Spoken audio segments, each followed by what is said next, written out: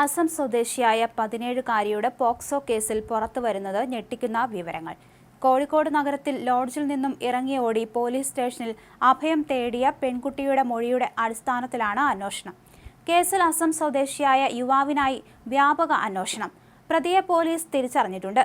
സ്റ്റേഷനിൽ അഭയം തേടിയ പെൺകുട്ടിയുടെ സഹായത്തോടെയാണ് പോലീസ് പ്രതിയെ തിരിച്ചറിഞ്ഞത്. ഇയാളുടെ ചിത്രങ്ങൾ പെൺകുട്ടിയുടെ ഫോണിൽ നിന്ന് പോലീസിന് കിട്ടിയിട്ടുണ്ട്. മുറിയിൽ നിന്നും പെൺകുട്ടി രക്ഷപ്പെട്ട വിവരം അറിഞ്ഞതോടെ പ്രതി ഒളിവിൽ പോവുകയായിരുന്നു. ഇയാൾ സംസ്ഥാനം വിട്ടതായും പോലീസ് സംശയിക്കുന്നു. കോഴിക്കോട് നഗരം കേന്ദ്രീകരിച്ച് സെക്സ് റാക്കറ്റ് പ്രവർത്തിക്കുന്നതായിട്ടാണ് അസം സ്വദേശിയായ പെൺകുട്ടി മൊഴി നൽകിയത്. അസം സ്വദേശിയായ 17-കാരിയാണ് പോലീസിൽ മൊഴി നൽകിയത്. ഇതിന്റെ അടിസ്ഥാനത്തിൽ പോലീസ് പോക്സോ കേസ് രജിസ്റ്റർ ചെയ്തിരുന്നു.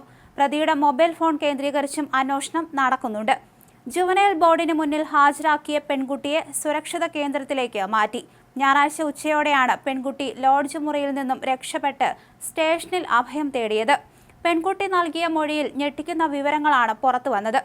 ഇതര സംസ്ഥാനത്ത് നിന്ന് യുവതികളെ എത്തിച്ച് നഗരത്തിലെ ലോഡ്ജ് കേന്ദ്രീകരിച്ച് ലൈംഗിക പ്രവൃത്തി നടത്തുന്നതായിട്ടാണ് പെൺകുട്ടി മൊഴി നൽകിയത്. നഗരത്തിൽ സെക്സ് റാക്കറ്റുകൾ പിടിമുറുക്കുന്നതിന്റെ തെളിവാണ് ഈ സംഭവം. ജോലി വാഗ്ദാനം നൽകി ഒരു യുവാവാണ് എത്തിച്ചതെന്നാണ് പെൺകുട്ടിയുടെ മൊഴി. സമൂഹ മാധ്യമത്തിലൂടെയാണ് പെൺകുട്ടിയെ യുവാവ് പരിചയപ്പെട്ടത്. തുടർന്ന് കോഴിക്കോട്ടെ ലോഡ്ജിൽ എത്തിക്കുകയായിരുന്നു. ഇൻസ്റ്റാഗ്രാമിലൂടെ പരിചയപ്പെട്ട യുവാവാണ് 3 മാസം മുൻപ് പെൺകുട്ടിയെ കേരളത്തിലെത്തിച്ചത്. 15,000 രൂപ മാസ ശമ്പളത്തിൽ ജോലി തരപ്പെടുത്തി നൽകാമെന്നായിരുന്നു വാഗ്ദാനം. എന്നാൽ പെൺകുട്ടിയെ കോഴിക്കോട് എത്തിച്ച് ലൈംഗിക തൊഴിലിനായി ഇയാൾ ഉപയോഗിക്കുകയായിരുന്നു. സംഭവത്തിൽ പോക്സോ കേസ് രജിസ്റ്റർ ചെയ്താണ് പോലീസ് അന്വേഷണം ആരംഭിച്ചിരിക്കുന്നത്. പെൺകുട്ടിയെ പീഡിപ്പിച്ചവർക്കെതിരെയും അന്വേഷണം പുരോഗമിക്കുകയാണ്. തന്നെ പോലെ 5 പേർ മുറിയിലുണ്ടായിരുന്നുവെന്ന് പെൺകുട്ടി മൊഴി നൽകിയിട്ടുണ്ട്. ഒരു ദിവസം 3-4 പേർ മുറിയിലെത്താറുണ്ടെന്നും ഞായറാഴ്ചകളിൽ 6-7 പേരെ യുവാവ് പ്രവേശിപ്പിക്കാറുണ്ടെന്നും പെൺകുട്ടിയുടെ മൊഴിയിലുണ്ട്. പെൺകുട്ടിയെ സ്ഥിരമായി മുറിയിൽ പൂട്ടിയിട്ടാണ് ഇയാൾ പുറത്തു പോകാറുള്ളത്. എന്നാൽ പെൺകുട്ടി രക്ഷപ്പെട്ട ദിവസം ഇയാൾ മുറി പൂട്ടാതെ ഫോണിൽ സംസാരിച്ച് ടെറസിലേക്ക് നടന്നുപോയി. ഈ അവസരം മുതലെടുത്താണ് പെൺകുട്ടി രക്ഷപ്പെട്ടത്.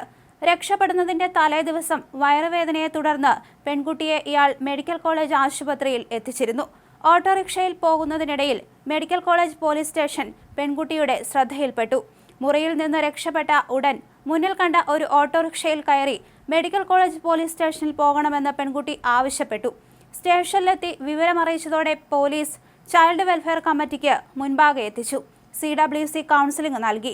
വൈദ്യപരിശോധനയ്ക്ക് ഹാജരാക്കുകയും പിന്നീട് വെള്ളിമാടുകുന്ന് ചിൽഡ്രൻസ് ഹോമിലേക്ക് മാറ്റുകയും ചെയ്തു. പെൺകുട്ടിയുടെ വീട്ടുകാരെ വിവരമറിയിച്ചിരുന്നു. പെൺകുട്ടിയെ തിരിച്ച് അസമിലേക്ക് കൊണ്ടുപോകണമെന്നായിരുന്നു മാതാവിന്റെ ബന്ധു CWC അധികൃതരോട് ആവശ്യപ്പെട്ടത്. ആധാർ കാർഡ് കാണിക്കാൻ ആവശ്യപ്പെട്ടപ്പോൾ വ്യാജ ആധാർ കാർഡാണ് നൽകിയത്. ഇതിൽ പെൺകുട്ടിക്ക് 20 വയസ്സെന്നായിരുന്നു രേഖപ്പെടുത്തിയിരുന്നത്. സംശയം തോന്നിയ അധികൃതർ കൂടുതൽ ചോദ്യങ്ങൾ ഉന്നയിച്ചതോടെ ഇത് പെൺകുട്ടിയെ കൊണ്ടുവന്ന യുവാവ് വ്യാജമായി നിർമ്മിച്ചതാണെന്ന് വ്യക്തമായി. കെട്ടിടമേതെന്ന് തിരിച്ചറിയാനും ഒളിവിൽ പോയ യുവാവിനെ കണ്ടെത്താനുമുള്ള ശ്രമത്തിലാണ് അന്വേഷണ സംഘം. പെൺകുട്ടി ഇപ്പോൾ ജുവനൈൽ ഹോമിലാണ്. അതേസമയം പെൺകുട്ടികളെ കടത്തിക്കൊണ്ടുവന്ന് ഇത്തരത്തിൽ ലൈംഗിക തൊഴിലിന് ഉപയോഗിക്കുന്നതായി പോലീസിന് സൂചന ലഭിച്ചിട്ടുണ്ട്.